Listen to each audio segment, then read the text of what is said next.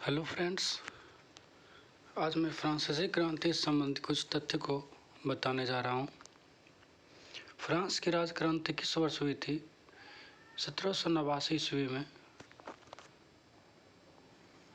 Bastille का पतन कब हुआ था? यानी कि 14 जुलाई 1789 ईस्वी को फ्रांस की स्वतंत्रता मनाई गई थी। प्रथम स्टेट में कौन आते थे? प्रथम स्टेट में पादरी आते थे। द्वितीय स्टेट में कौन आते थे? द्वितीय स्टेट में कुलीन आते हैं। तृतीय स्टेट में कौन आते थे? तृतीय स्टेट में न्यायाधीश। वोल्टेयर क्या थे? वोल्टेयर एक लेखक थे। रूसो किस सिद्धांत का समर्थक था? रूसो जनता की इच्छा का समर्थक था। मोंटेस्क्यू ने कौन सी पुस्तक लिखी थी? विधि की आत्मा लिखे थे। फ्रांस की राजक्रांतिक समय वहाँ का राजा कौन था? फ्रांस की राजक्रांतिक समय वहाँ का राजा लुई 16वां था। फ्रांस में स्वतंत्रता दिवस कब मनाया जाता है? फ्रांस में स्वतंत्रता दिवस 14 जुलाई को मनाया जाता है, जिस दिन बास्टिल का पतन हुआ था। उस बास्टिल के कारागार को तोड़ करके सभी आंदोलनकारियों को रिहा कर दिया गया था। लुई 16वां को फांसी फ्रांस की गद्दी पर कब बैठा?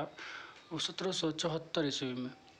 लुई 16वां की पत्नी का नाम मैरी एंटोइनेट था, जो खर्चीला था। फ्रांस की संसदीय संस्था को क्या कहा जाता था? उसको पार्लियामेंट कहा जाता था। ठेका पर टैक्स वसूलने वाले पूंजीपति को क्या कहा जाता था? उसे टैक्स फार्मर कहा जाता था। प्रसिद्ध पुस्तक सामाजिक संविदा के लेखक कौन है? रूसो।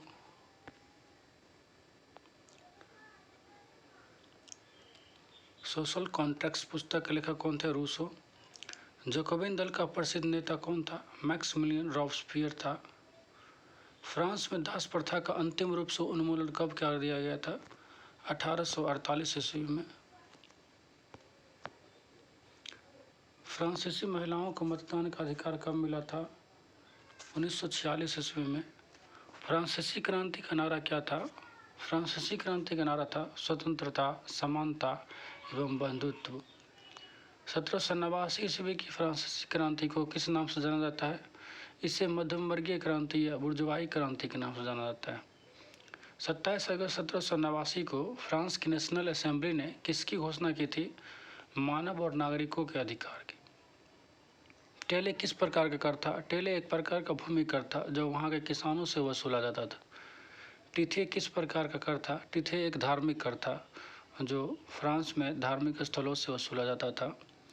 किसने कहा था? किसका कथन था? मैं ही राजू, आई एम द स्टेट्स। ये लुई 14वां का कथन था।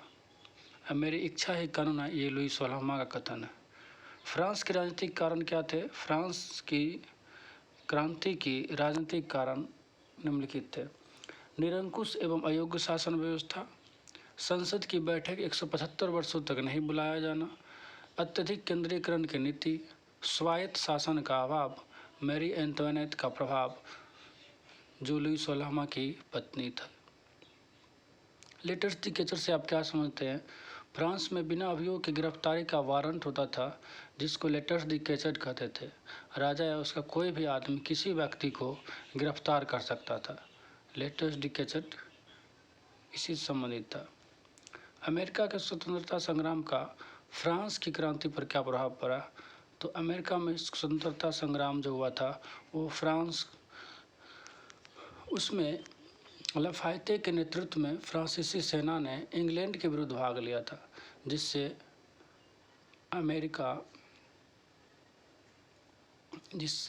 वहाँ पर गणतांत्रिक शासन की स्थापना हुई थी।